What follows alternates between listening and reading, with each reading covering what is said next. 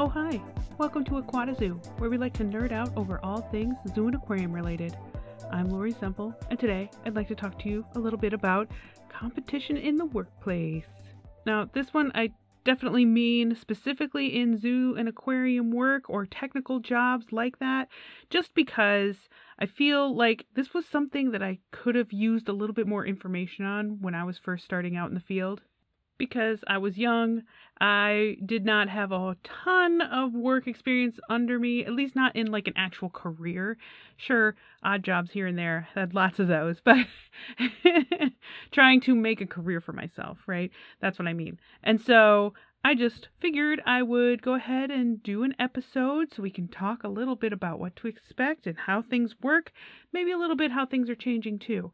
But this is a little more about competition in the workplace, the competition for jobs, the competition among people who are working the same job, and just kind of getting an idea of how it looks in day-to-day operation. To start off with, I'd say that getting into the field is sometimes pretty difficult. You're competing with people of varying experience levels and education levels, and depending on where you're at in that mix, will kind of dictate where you're going, I guess. Not that that's a new concept, but I've met people who are aiming to get into the field who don't necessarily have any higher education, which is okay, just as long as you understand the people that you're stacked up against, I guess. So I've had people tell me that they don't have, a bachelor's degree or an associate's degree or something like that. Again, that is fine. You do what you want. School is not for everybody. Totally understand. Just know that you're going to be compared to applicants who do have those things, who do have associate's degrees, who do have bachelor's degrees, and at this point, who do have master's degrees. And not that it's impossible, it's just going to be a little harder. Now, when I was trying to be a baby aquarist, I did have a bachelor's degree in marine biology, and I was so proud of that. Yay! So did everyone else. So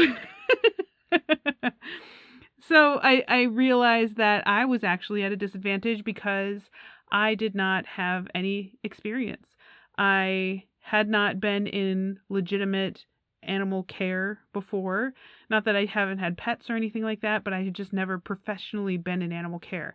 And since I had not volunteered, since I didn't have internships, I was at a disadvantage against people that I was applying in competition with. I'll be honest with you, it was super frustrating. I had a few interviews here and there, but most of the time I would send my application off into the void and would never hear anything. And that's really a bummer for people in this position because you don't know what you're doing wrong a lot of the time. You don't know what's happening. You don't know if you're making a good impression or if you're not. It's rare that you'll get a organization that will respond back to you, or even better yet, a hiring manager who will actually, discuss things with you and be honest about what they saw in your interview or your paperwork or anything like that.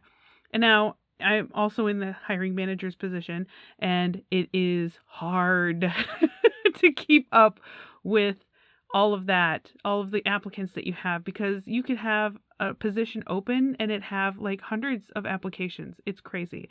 So I also understand that hiring managers can't keep up with that because they have a whole other job that they have to do. What we're left with is a lot of people applying for jobs, not getting a response, so they just keep applying. They get frustrated, they get burned out, they run out of money, all of these things.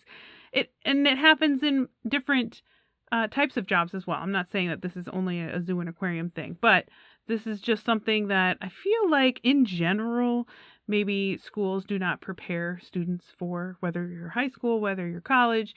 They just don't really prepare you for this kind of deal. And I will say in college especially, they definitely did not let us know as students that we were going to be facing tough competition coming out of there, and we're all vying for the same like entry-level jobs for our careers that we want, and that it's going to be a hard fight, and that just because we had this fancy piece of paper that says we're smart that does not guarantee you a job, as much as the school would like you to believe so.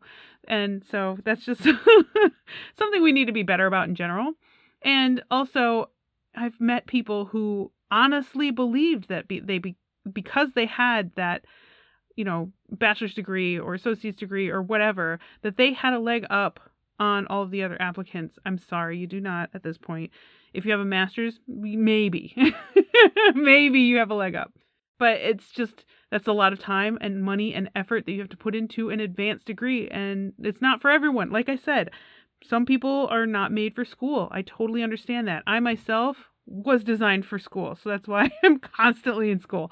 But it's not for everyone. I wouldn't expect everyone to want to do that. I wouldn't expect everyone to do that. Like, it's just, if you have a lot of the people that have all the same kind of backgrounds in education, there's no diversity there. And that's makes for a really stagnant field. Well, stagnant organization first, but a stagnant field in general. So just know, if you are going into zoo and aquarium work for the first time as, a young graduate or whatever, understand that this is high competition. Why? Because lots of people like animals. We all wanted to work with animals. And more than likely, you're competing a bunch of other introverts that don't really want to deal with people. So dealing with animals is like a dream job, right? So that's why I got into it. That's why a lot of the people that I've worked with over the years got into it. They wanted to work with animals, not necessarily with people. So there's that. With that in mind, you put yourself at an advantage if you are willing and able to work with people on top of being able to work with animals. I would suggest you go that route. I did not. When I was looking for my first aquarium jobs, I knew that I would be good with animals, but I did not put a lot of emphasis or importance on being good with people, because that's not why I was in the business, right? Or aiming for the business, rather. And I did that to my own detriment, because it took me forever and a lot of struggle with coworkers and teams and my own stubbornness to realize that working with people is very important.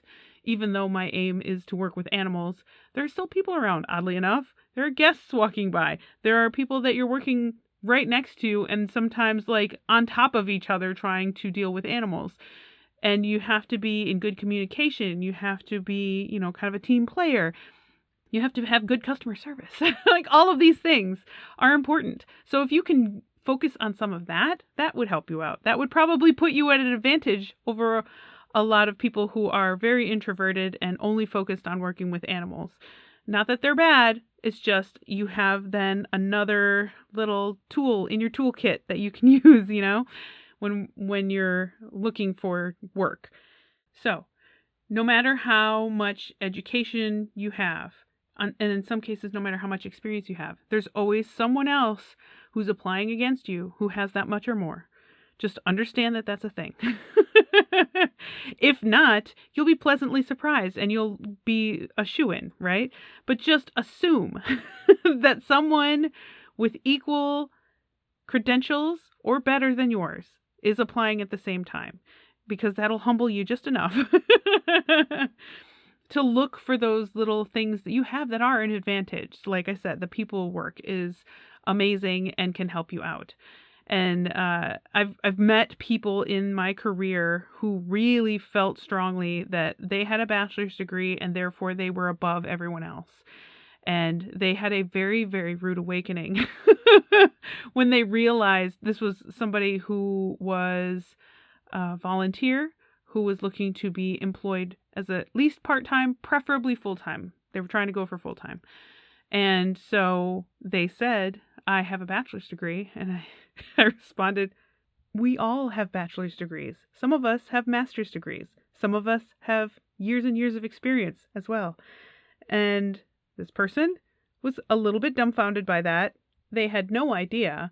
And I'm not sure. Maybe they thought that we had just stumbled into these jobs and now finally someone with some kind of education was going to take over. I'm not sure what they thought was going to happen.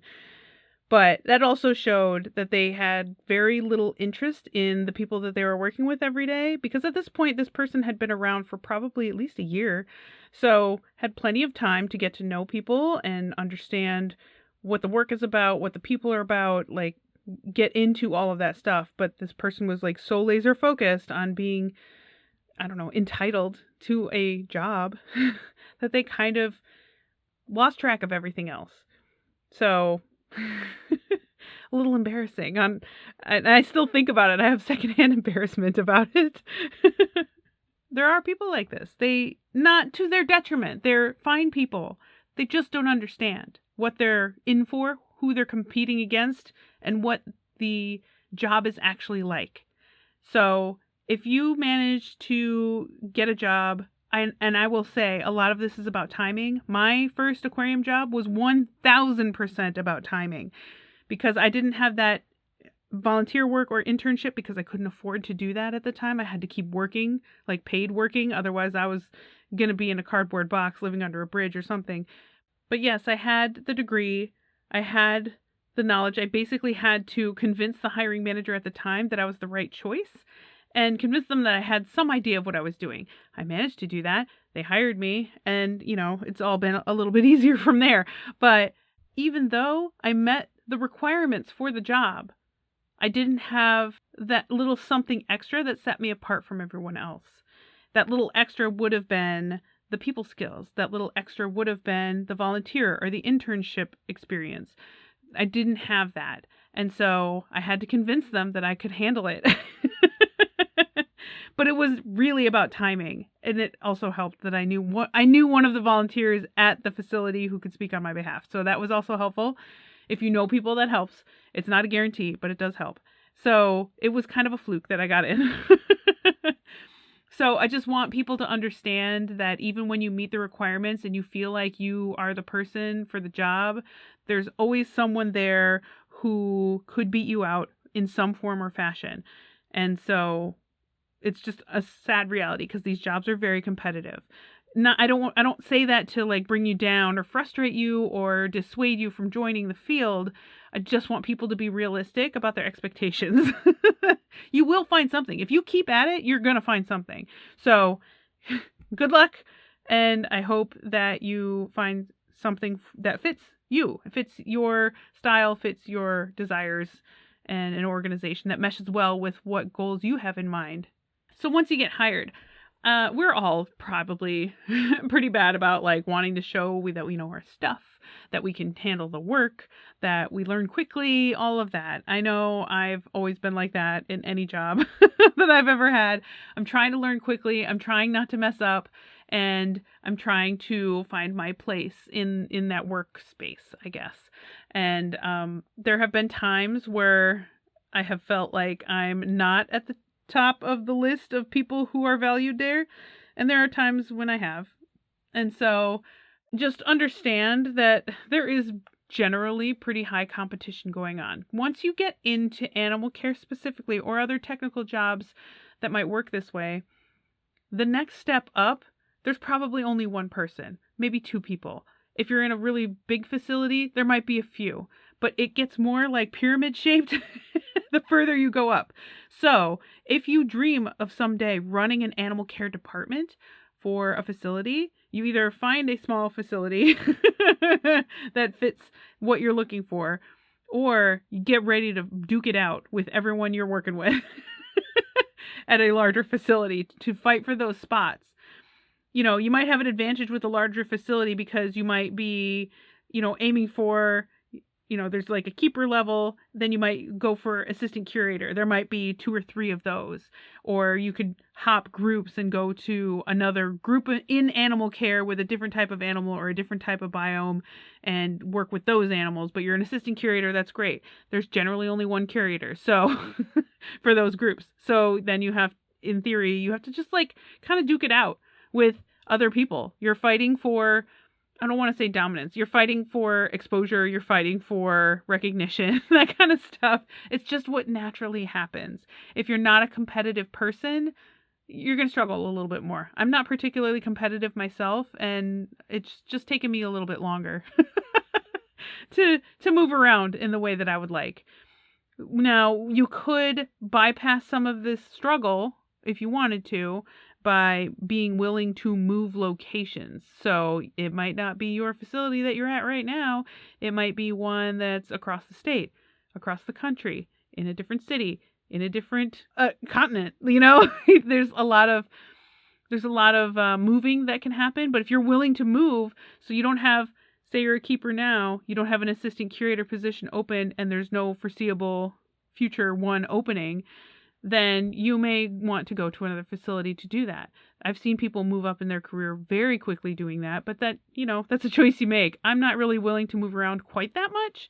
I'm willing to move, but not for every step of the way, If I'm happy with the facility and the place where I live and all that fun stuff, I'll stay and hang out. Eventually, I may hang out too long. I've done that before. But there's usually somewhere to move, right? You just have to keep an eye on what you want for yourself and what you're willing to do to get there. You may come across people in your career who are pretty cutthroat, that are in it to gain all the glory and make themselves look really good at the expense of their coworkers. I'm so sorry for you if you find that happens. I've had it happen to myself, and it's really makes you feel bad, and it's dually frustrating if you're not a competitive person, as I am not. So when you're not competitive and somebody's taking all the glory for the work that you've done, it's a tough spot to be in, because it's not a competition. You're kind of annoyed by it, but you're not really willing to necessarily rock the boat because of it, and you feel like somebody's going to notice that you're the one that's been doing the work. Sometimes they do notice. A lot of times they don't, though. So be aware of that. But yeah, it's a tough position to be in when you're surrounded by other people who are very competitive and want that next position that will do anything to get there. You will come across people who want to get a promotion because it checks off a box. Like, they think that's the next logical step, and so they just want to get there. I've run into many of these. And so they don't necessarily want to be a curator or a director or, a manager of people, but they feel like they should because A, the pay's better, B, they have more power in theory. They don't really. And C, that it's the next step. That's the next checkbox that they're supposed to hit in their career moving around in zoo and aquarium work. So it turns out that's a terrible way to progress through the career for both the organizations who's willing to hire that person and for the person themselves. They got into the work because they liked working with animals, or they liked, some aspect. Maybe they were into the science of it. They're into the conservation efforts, whatever it is. They got into it for one reason, but then they find themselves, after a couple of promotions, they find themselves in a position where they're now managing people, and they hate it. They hate it, and they don't have the skill for it because they never cared about that stuff before. They cared about the animals. They cared about the conservation. They cared about the science. Whatever it is they got into that field for is not to be a leader of people. And so now they're mad. They're making a better paycheck, so they stick it out for a while, but they're not happy. So just, if you're hearing any of yourself in any of this, just be aware of where you're at and what you want to do. If you're getting into animal care just because you want to work with animals, that's fine. But understand that you're probably not going to move too far up. Like, you may go from an entry-level keeper to a full-time keeper to, a senior keeper, right? You can go through that. That's all animal care, and there might be some wiggle room there for people who really love those animals and who do a really good job with it. I would not suggest you go into team leads type positions or assistant curator, director. I would not recommend any of those positions if you are not into dealing with people. I realized this pretty late in my, I say it's pretty late, but now that I think about it, it wasn't that bad. Probably 3 to 4 to 6 years in, I was making the observation and the realization that the people part of my work was actually really important, and that I was terrible at it, and that I wanted to get better. So that's when I went in and got my master's degree in zoo and aquarium leadership, which dealt with a lot of people stuff and how to lead and how to manage and how to navigate being a leader in a zoo or aquarium, right? So I did eventually figure it out, but boy, I just wish that somebody would have come on to like a podcast if such a thing existed at that point. I don't know if they did or not, but I didn't get into them till later. But I wish somebody would have told me that, like, oh, yeah, you got into this role because you liked working with animals, then just stay there. Unless you're willing to put in the time and effort and learn the skills of management and people stuff and being willing and able to deal with people probably more than you deal with animals, because that's how it is as you get into leadership for a zoo or aquarium. You're dealing less with the animals. Sure, you go by them and you see them every day, and that's great, but you don't actually interact with them. You're not doing training anymore. You're not, doing all the stuff that you probably got into the field for and that you're really passionate about. You're dealing with people. Now, these are the people that deal with those animals, and that's great. And you can still get in there and, feed some stuff and do some training here and there if you want to. I've seen managers at all levels get into that, especially if they were formerly animal care. They still like to get their hands dirty every now and again because that's our roots, right? But now, as you move up into curator, director kind of roles, vice presidents, all that kind of stuff, it's less and less animal stuff and more people stuff. So just understand what's going on if you intend to move up beyond keeper level. If you want to stay at keeper level and just deal with those animals till the end of time, that's wonderful. I love that for you. And I've seen many people be very happy doing that. But if you intend to then lead the team, you have got to have some kind of management skill. Otherwise, you're going to hate it. Your team's going to hate that you're in that position because they're not getting the support that they need.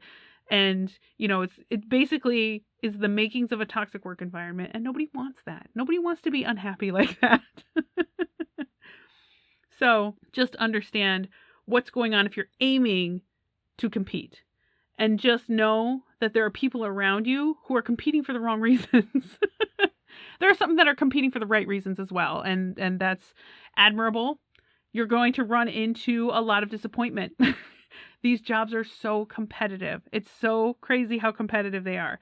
So there are going to be times when you are probably the best qualified person for the job and you still won't get it for whatever reason. A lot of times there's organizations who prefer to hire from within.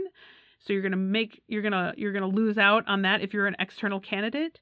A lot of times it's just because so-and-so gets along with so-and-so better and they just want that person to move up. Sometimes you even get turned down despite your seniority. And seniority is not the only factor. I have been in this position a couple of times before where I got passed over due to even though I had the seniority, due to it generally was so-and-so gets along with so-and-so better. And I know at least I guess both of the times that it's happened to me, it was because I didn't have the people skills. Do yourself the favor, at least investigate the people skill stuff and put yourself in a better position if you are aiming to rise in the ranks. A few years in animal care, I love it. It's great. But I realized that I had higher aspirations, and I realized that really initially I wanted to be the boss, right? In my infancy of aquaristing, I had the idea that I would just rise to the point that I would lead the team and I would be the curator and I would, get all the say and make all the decisions or whatever.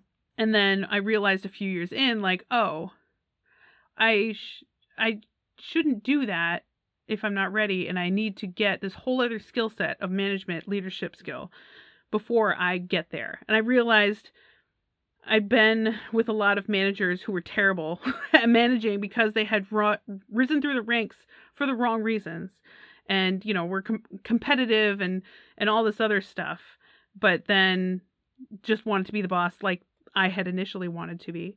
And then I realized that I want to be the anti that. So I was like, oh, I need to learn these skills. I need to understand how this works. I need to work better with people so that I can be a good boss someday when I get there. Not to say that I haven't been managing. I have been managing at different jobs since I was 19 years old, but I didn't have that leadership skill. I didn't have the power to inspire people and influence them rather than force them to do stuff, because of authority, So it's an entirely different situation. And I had to go reflect on my complete inability to do that kind of thing and learn how to do it. So I've spent a lot of time and effort and money and thought on all of that stuff. And I'm not saying you need to go back to school for that. I learned a lot from podcasts. I'll be honest with you. I've learned a lot from podcasts.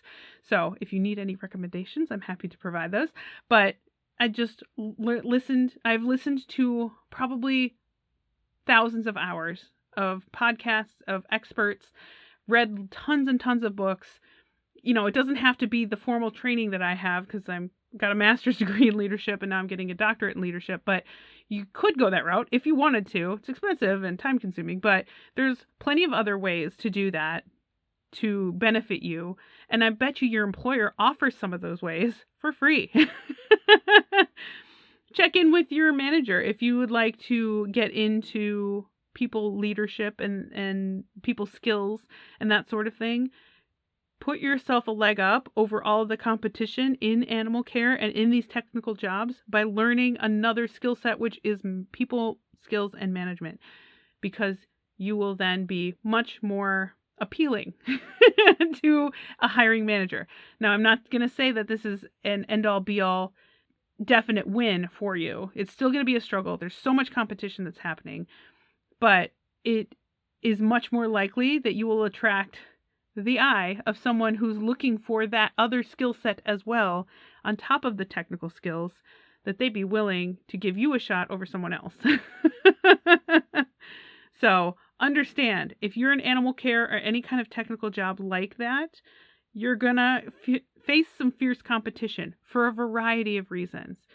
Do what you can to understand your competition and to put yourself in a better position to get some of these jobs. If you are aiming to be an aquarist, definitely get your scuba certification. That's almost step number 1. So if you don't have the education, that's totally fine. Go volunteer or intern if you can, so you can get some of that experience under your belt. If you have an education, that's great. Don't stop there. Learn some of those people skills if you're able and willing and interested to try and put yourself in a better position over people who are solely focused on the animal stuff. There are lots of ways that you can put yourself in a better position to move up if you want to.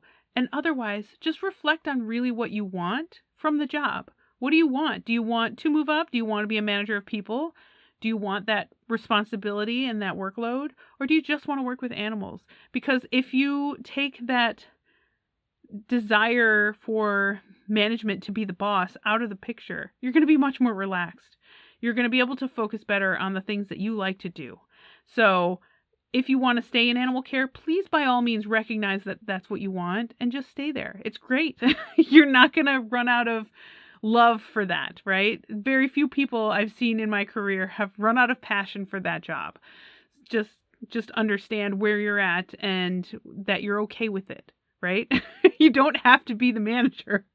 A lot of us saw it and thought that we did. And it's just a difficult thing when you've got tons and tons of keepers all around, but only a few managers. And it goes up and fewer and fewer and fewer as you go up the chain to the top of the organization. So just understand where you are at, what you're willing to do to get there. If you want to move now up the ladder, then you might have to move to another organization in another city or in another state or in another country. So just understand what you want out of it and position yourself to get there, I guess. If you have questions about that or any other leadership or management things or zoo and aquarium stuff, you can find me by writing me an email and sending it to aquatazoo@gmail.com. If you're enjoying the show, and I hope that you do, don't forget you can follow or subscribe on your podcast player of choice. That way you'll get all of the sweet, sweet content as soon as it releases. If you'd like to support the podcast directly, you can find me at patreon.com/aquatazoo. And if you're planning a vacation and you don't know where to start, I happen to be a personal vacation advisor with Magical Vacation Planner, and I would be happy to help you out. It does not cost you anything extra. The links are in the show notes. Okay, thanks for listening. I heart your faces. Okay, bye.